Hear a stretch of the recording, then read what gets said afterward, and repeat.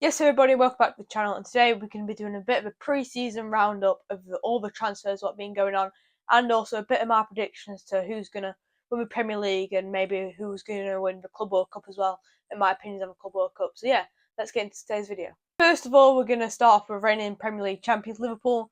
They've been quite busy so far in this transfer window.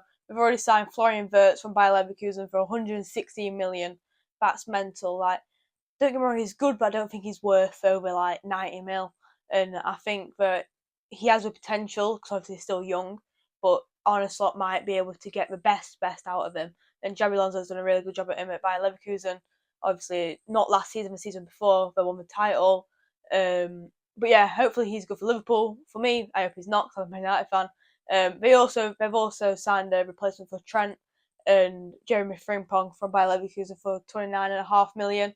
That's a good bit of business because it gives a different element to that fullback role to what Trent had. Because Frimpong's very fast as well, and he also gets up and down. He's more of a bit of like a wing back. But he's also signed Milos Kerkez from Bournemouth for 40 million. That was only done a couple of days ago. So yeah, they've really done the business quite early, so he can get to grips with his new team for the new season, and that's really good for Liverpool because that just looks like we're going to improve and kick on for next season. Man City have signed Tijani Reinders, from AC Milan for 46.3 million.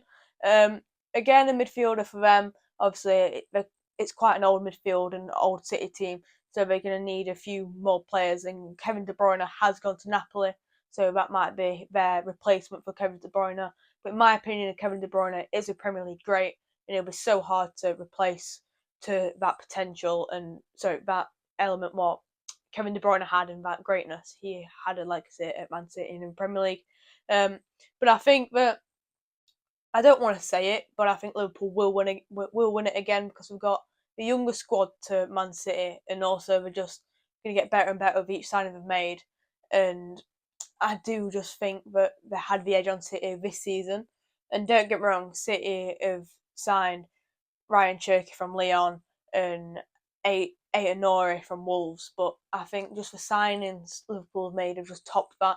And the style that Arne Slot's got them playing, I think they will just not tear City to pieces when we play them, but just dominate the game and be better than them. But at this moment in time of filming this, Arsenal have spent £0, and I think for them, if they really want to push on and try and contend for Premier League all the way, now you've got Liverpool and Man City up there firing, where it's not just Man City.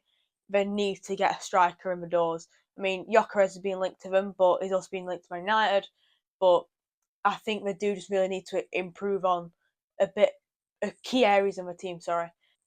Now, Man United, they've signed Matheus Cunha for £62.3 million. I think that's a good signing, and I think hopefully because he's already established in the Premier League, he will try and kick on at Man United. But Man United tend to have a reoccurring problem where whoever they sign, they've just ruined them.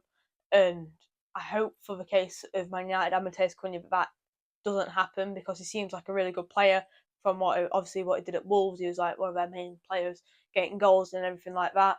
But I hope Man United do well because last season was just horrific, and it can't really get any worse because if it does, we'll get relegated. So hopefully we can get just back into Europe, even if it's Conference League. Obviously, that's not good enough by any standards at Man United, but we just need some European football. And don't get me wrong, the main goal would be to get Champions League so we can attract more players. But I don't think that's going to happen next season because you've got Liverpool, Man City, Arsenal, and probably Chelsea will finish there. So yeah, and now we're going to talk about the Club World Cup, not the World Cup. That's next year. And how much of an impact that is going to have on the players' fatigue and the teams who are competing in that. So the Club World Cup is 32 teams across a lot of countries in the world, and there's Chelsea and Man City from England who are playing in that. PSG are also playing in it, who've just won the Champions League. But Jurgen Klopp has literally come out 2 hours ago and said it's the worst idea ever implemented in football. And then later on, he goes to say, perhaps not everyone has recognised a real problem yet. The next season's players will suffer injuries they've never had before. If not this season, then it will happen at the World Cup or afterwards. And I think that is the main issue with it, because obviously you've got the World Cup next year, but it literally started about 2 weeks after the season ended, and your teams like Man City and Chelsea in the Premier League, sorry, they won't have that time to recover. They'll literally lost my words then. They will finish the Club World Cup and they'll go straight into pre-season, so they won't have any off time.